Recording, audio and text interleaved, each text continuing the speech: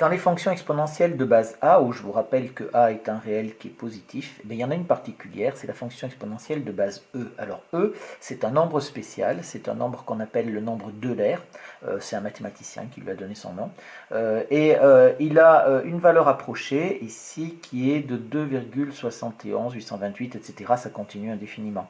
Ce nombre e, c'est comme le nombre pi, hein, il y a une infinité de décimales ici, et d'ailleurs c'est comme le nombre pi ou comme racine carrée de 2, on ne peut pas l'écrire sous forme de fraction. Donc c'est un nombre, on dit, vous l'avez vu en classe de seconde, c'est un nombre qui est irrationnel.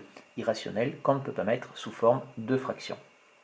Et ce nombre E, c'est un nombre qui est très important en mathématiques parce qu'il a des tas d'applications et des tas de propriétés. On le retrouve dans plein de domaines, avec les fonctions, dans les suites aussi, mais bien d'autres domaines aussi, dans les sciences, notamment en biologie, etc. Les possibilités sont vraiment très importantes. Alors, on va donner donc la définition de cette fonction exponentielle qui est la fonction exponentielle au départ qui a donné son nom à toutes les fonctions exponentielles. C'est donc, alors elle est notée exp souvent, mais c'est vrai que dans les calculs, on prendra comme les fonctions exponentielles de base a, donc e puissance x ici. Donc cette fonction exponentielle, eh bien, il faut savoir utiliser la calculatrice avec. Alors la valeur de e, déjà, il y a une première chose, c'est que cette valeur de e, elle est obtenue en faisant ici exponentielle de 1, qui est égale donc à e à la puissance 1 et qui va donc être égale à e. Donc si vous voulez retrouver la valeur de exponentielle de e à la calculatrice, eh bien il va falloir, voilà, je vous ai marqué les touches qu'il va falloir utiliser sur toutes ces calculatrices. Alors sur la NumWorks, vous avez une touche qui est e puissance x, qui est donc ici, donc vous avez un accès direct à la fonction exponentielle qui est là.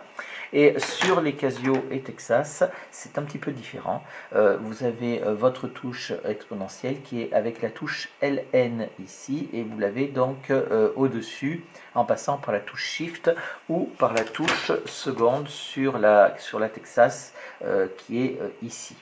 Donc, pourquoi avec la touche seconde, avec la touche ln? Parce que il y a un rapport avec la fonction logarithme népérien, qui est la deuxième fonction de référence que l'on verra un petit peu plus loin, qui est absolument indissociable de la fonction exponentielle.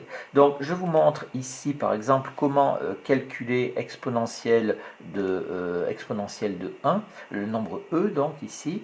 Donc, vous allez faire Shift ln, vous allez passer par ici, et vous voyez que ça vous met directement la puissance. Donc si vous voulez le nombre e, attention, vous ne mettez pas égal, vous mettez exponentielle de 1, et ça va vous donner donc, vous voyez, la valeur de e, enfin un certain nombre de décimales, puisque bien entendu, il y en a beaucoup plus. Si vous voulez l'exponentielle de 2, eh bien, bien sûr, vous passez donc par ici, exponentielle de 2, et ça va vous donner 7,38, etc., etc. Voilà, même chose sur la Texas ou sur la NumWorks. Bien, alors vous voyez que la fonction exponentielle c'est e puissance x, donc on écrit toutes ces fonctions exponentielles sous forme de puissance, et donc les propriétés algébriques, eh bien les propriétés algébriques, on va retrouver bien évidemment les propriétés algébriques que l'on connaît sur les puissances. Alors déjà e à la puissance 0, c'est-à-dire exponentielle de 0, eh bien ça fait 1, comme n'importe quel nombre à la puissance 0, ça fait toujours 1, et e à la puissance 1, c'est-à-dire exponentielle de 1, ça fait e, ça, il n'y a pas de souci, on l'a déjà vu. Maintenant, sur les formules sur les puissances, vous savez que vous avez ici exponentielle de x plus y, ça va vous faire donc exponentielle de x multiplié par exponentielle de y. C'est-à-dire que la fonction exponentielle transforme une addition qui est ici en une multiplication là. Pareil pour exponentielle de moins x, ça nous fait donc 1 sur exponentielle de x ici. Et pour exponentielle de x moins y, eh bien, si ça transforme une addition en multiplication, ça va transformer une soustraction en division. Ici, exponentielle de x sur exponentielle de y. Et enfin, une propriété que l'on retrouve des puissances, si on a exponentielle de x à la puissance n, alors ici, les puissances vont se multiplier, ça fait exponentielle de n fois x. Quelques exemples, histoire d'illustrer très rapidement ça, c'est pas compliqué du tout, vous avez l'habitude de les utiliser, ces formules-là. Donc exponentielle de moins 1, ça nous fait 1 sur exponentielle de 1, et ça nous fait 1 sur e.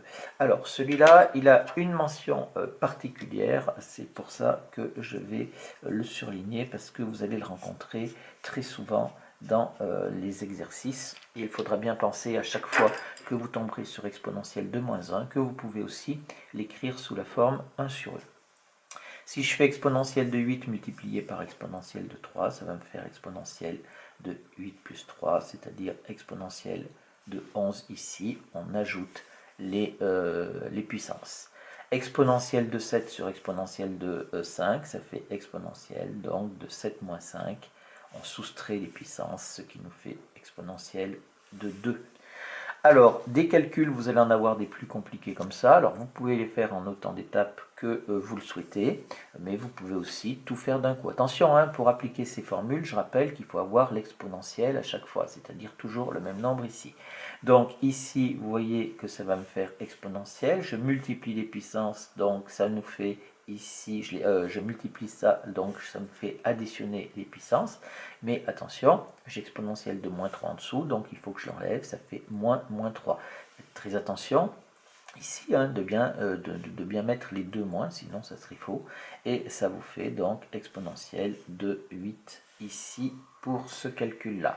Et enfin, un dernier pour illustrer la dernière propriété, exponentielle de 2 à la puissance 5, ça nous fait exponentielle de 2 fois 5, c'est-à-dire exponentielle de 10.